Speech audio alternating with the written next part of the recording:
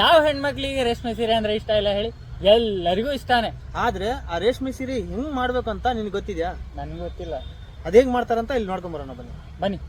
ಈ ಹೆಣ್ಮಕ್ಳು ಇಷ್ಟಪಟ್ಟು ಉಡೋ ರೇಷ್ಮೆ ಸೀರೆಗೋಸ್ಕರ ಎಷ್ಟು ಹುಳಗಳನ್ನ ಬಲಿದಾನ ಮಾಡ್ತಾರೆ ಗೊತ್ತಾ? ಇಲ್ಲಿ ನೋಡಿ ಯಾವ ರೀತಿ ಮಾಡ್ತಿದ್ದಾರೆ ಅಂತ. ಇದೇ ನೋಡಿ ಮಾಲ್ಬೇರಿ ಸೊಪ್ಪು ಅಂದ್ರೆ, ಇದನ್ನೇ ರೇಷ್ಮೆ ಹುಳಕ್ಕೆ ತಿನ್ಸೋದು.